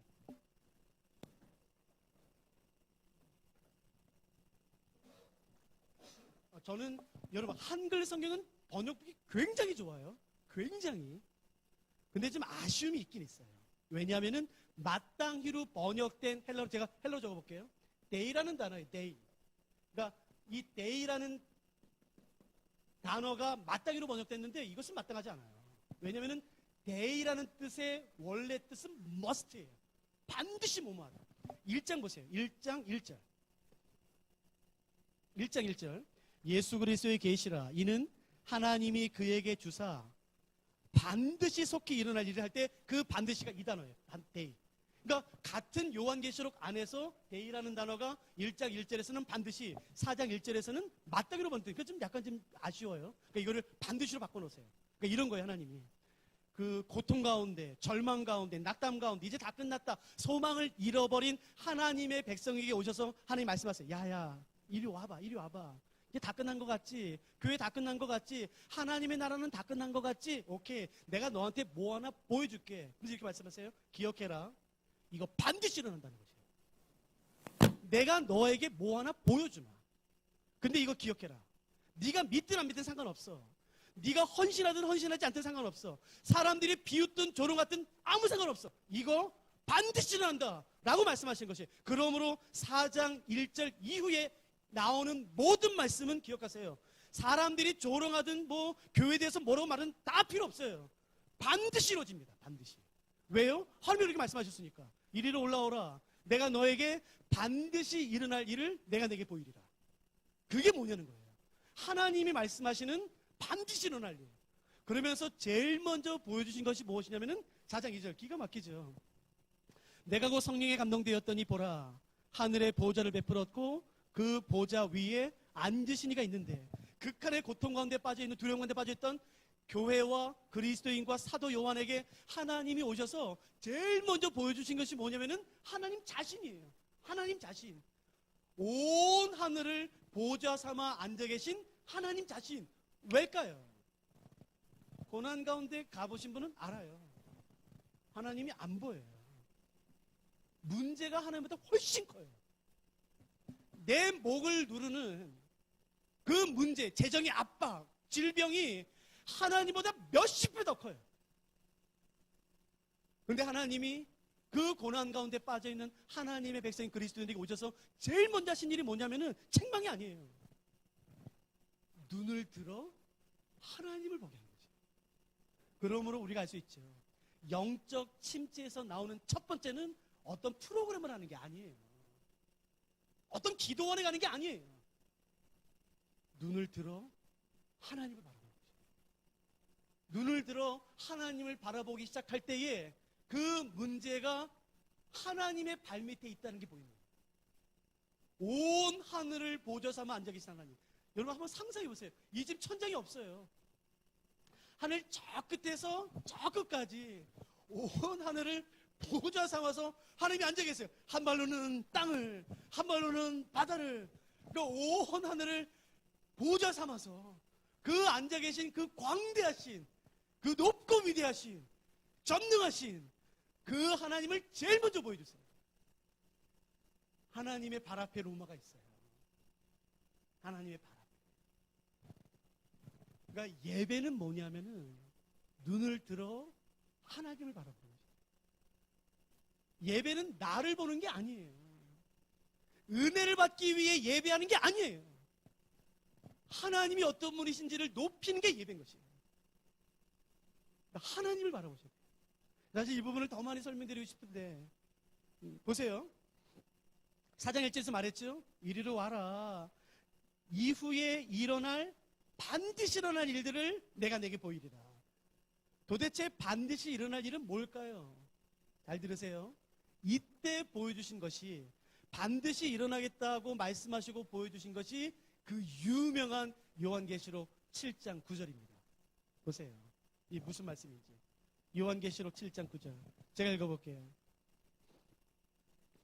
이 일 후에 내가 보니 각 나라와 족속과 백성과 방언에서 아무도 능히 셀 수 없는 큰 무리가 나와 흰옷을 입고 손에 종려가지를 들고 보좌 앞과 어린 양 앞에 서서 큰 소리로 외쳐 이르되 구원하심이 보좌에 앉으신 우리 하나님과 어린 양에게 있도다. 하나님께서 이 환상과 비전을 언제 교회와 사도 요한에게 주셨는지가 중요한 거예요. 자, 볼게요. 지금 교회는 부흥하고 있을 때죠? 다시 보세요. 다시 요한계시록 그 배경을 들어가셔야 돼요. 지금 어떤 상황이죠? 도 밑에 막혀요. 자, 지금 교회가 부흥하고 있을 때죠? 아니에요. 줄어들 거예요. 완전히 망했어요. 이제 끝나요. 그때 이 말씀을 주세요. 이리 와봐라. 야. 니네 이리 와봐라. 교회 다 끝난 것 같니? 하나님 나라가 끝난 것 같아? 오케이. 내가 너에게 뭐 하나 보여주마. 너 기억해라. 이거 반드시 이루어진다. 그러면서 보여주신 것이 각 나라와 족속과 백성과 방언에서 아무라도 능히 셀 수 없는 허다한 무리가 주께 나와 흰옷을 입고 손에 종려가지를 들고 어린이 앞에 보좌 앞에 서서 큰 소리로 외쳐 부르는 그 환상을 이때 보여주신 것이에요. 그러므로 그 환상이 보여졌을 때 교회의 반응은 둘 중 하나입니다. 첫째, 미쳤습니까 하나님? 정신 차리세요. 지금 우리 죽게 생겼어. 무슨 강나라 족속이야. 우리나 살려 라고 반응하든지. 두 번째, 아멘. 맞습니다 하나님. 하나님의 말씀은 반드시 이루어집니다 라고 반응한 둘 중 하나예요. 여러분, 만일에 이 동일한 환상을 오늘 우리 교회에 보여주셨다면 뭐로 대답하신 거예요? 아이, 하나님, 잠깐만 기다리세요. 우리가 할 일이 많다고, 나중에 하고, 이거 먼저 한 다음에 그 다음에 각 나라 족속. 그렇게 하셔도 돼요. 괜찮아요. 그렇게 반응하시든지, 아니면, 아멘. 아멘, 예, 주님. 이 말씀은 반드시 이루어집니다. 라고 반응하든지. 많은 사람들이 말해요. 이제 한국교회 주일학교는 끝났고, 청소년 사역과 청년 사역이 끝났다고 말해요. 어디서 그런 말을 합니까? 어디서 그런 말을 합니까? 아니요. 하나님 나라는 절대 쇠하지 않습니다. 하나님의 나라는 절대 망하지 않아요. 각 나라와 족속과 백성과 방언에서 아무라도 능히 셀 수 없는 허다한 무리가 반드시 나올 것입니다. 이 일에 누가 내 삶을 들이시겠습니까? 이게 다 선교사 되라는 뜻인가요? 다 목사 되라는 뜻인가요? 아니지 않습니까? 하나님께서 내게 주신 은사와 재능을 따라 이 일이 성취되도록 내 삶을 드리는 것이에요. 여러분, 죄된 일에는 10원도 쓰지 마세요. 죄된 일에는 1초도 쓰지 마세요. 반드시 이루어집니다. 사도 요한이 환상을 봤죠. 저기 동쪽 끝에 그냥 뭐 한복 같은 거 이상한 거 하나 입고서 막 가쓰고서 이때 담배 떼지 않았겠죠? 그러는 거 맞겠죠? 그러니까 아세요? 사도 요한이 본 요한계시록 7장 9절의 성취가 바로 우리들이에요. 우리가 이 말씀의 성취입니다. 근데 여러분, 왜 하나님 나라가 쇠한다고 말씀하세요? 하나님 나라는 절대 쇠하지 않아요. 북한, 일본, 미얀마, 탄자니아, 사우디아라비아, 이란, 이라크, 아프가니스탄 반드시 나올 것이에요. 반드시. 여러분, 여기에 내 삶을 드리세요. 이 말 너무 좋지 않아요? 야야, 내가 반드시 이루어질 일 하나 보여주마. 그러면서 보여준 이 말씀. 우리 하나만 더 하고 마칠까요, 오늘? 19장. 19장 보세요. 하나님께서 극한의 공포와 두려움과 절망 가운데 있는 그의 백성인 그리스도인들에게 오셔서 한 가지 명령을 하세요. 그 명령이 뭔지 보세요. 19장 5절입니다. 제가 읽어볼게요. 보좌에서 음성이 나서 이르시되, 명령이 뭔지 보세요. 하나님의 종들, 곧 그를 경외하는 너희들아, 작은 자나 큰 자나 다 우리 하나님께 찬송하라. 여러분, 다시요. 지금이 어떤 상황이에요? 예배드리기 맞죠? 여러분, 소리 새 나가면 죽어요. 지금은 찬양할 때가 아니지 않습니까? 잠잠하고 묵상할 때죠. 카타콤에서 소리 나가면 한 번에 죽어요. 그러니까 이런 명령이 주어졌을 때 반응은 또 두 가지. 미쳤습니까 지금? 우리 안 보여? 동굴에 숨어 있는 거? 어떻게 우리한테 이런 명령하고 난리 안 하면 지금? 왜 안 보여? 너무 오래 살았나? 눈이 희미해졌나? 그렇게 반응하시든 아니면요. 아멘. 예, 맞습니다. 우리가 어떤 상황이든지 간에 하나님 찬양 받으시기에 합당하십니다 라고 반응하든지 둘 중 하나예요. 여러분, 이 말씀이 오늘 우리에게 주어졌다면 뭐라고 반응하시겠어요? 여러분이 결정하세요. 교회는 어떻게 반응하는지 볼게요. 이 명령에 대해서 교회의 반응은 6절. 또 내가 들으니 허다한 무리의 음성과도 같고 많은 물소리와도 같고 큰 우레소리와도 같은 소리로 이르되, 그러니까 큰 소리로요. 그러니까 큰 소리로 외쳐 이르되, 뭔지 보세요. 할렐루야, 주 우리 하나님 곧 전능하신 이가 통치하시도다 라는 유명한 말씀을 이때 하는 거예요. 큰 소리로요. 로마 군인들이 들을 수 있게. 자, 근데 중요한 것은 이것이에요. 펜 들으셔요. 왜냐면 한 단어가 빠졌어요. 할렐루야. 다음의 단어가 뭔가요? 주죠. 할렐루야랑 주 사이에 한 단어를 넣으셔야 돼요. 그 단어가 빠졌어요. 그 단어는 뭐냐면은 우리예요. 우리. 큰 자야 작은 자야 다 나를 찬양하라 라는 명령이 주어졌을 때 교회의 반응은 할렐루야, 우리 주, 우리 하나님 곧 전능하신 이가 통치하시도다 라고 반응해요. 재밌는 것은 찬양하라는 명령의 교회의 반응은 전능하신 하나님, 선한 목자, 반석, 피난처, 도움이 아니라 하나님에 대한 호칭을 그렇게 쓴 게 아니라 여기서만 나오는 거예요. 이게 하나님의 호칭이 뭐냐면은 할렐루야 우리 주 우리 하나님이라고 부르는 거죠. 왜일까요? 우리 주 우리 하나님은 누가 그리스도인들에게 요구했던 칭호예요. 누군가요? 기억나세요? 도미누스의 데우스 이게. 그러니까 여러분 이게요. 심장 떨려요. 그리스도인들이 목숨 걸고 부르는 거예요. 이런 의미죠. 하나님, 도미티안이 우리에게 자기에게 우리 주 우리 하나님이라고 부르랍니다. 근데 하나님 들으세요. 도미티안은 죽으면 죽어도 내 입에서 우리 주 우리 하나님 못 듣습니다. 내 모든 삶을 통해 내 입을 통해 우리 주 우리 하나님 이란 칭호를 받기에 유일한 합당하신 한 분은 당신이십니다 라고 고백하는 거예요. 여러분 이게 예배죠.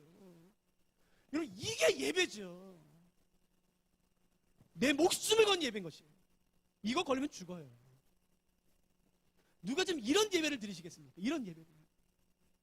하나님이 누구신지 내 전 삶을 통해서 증명해내는 것이에요.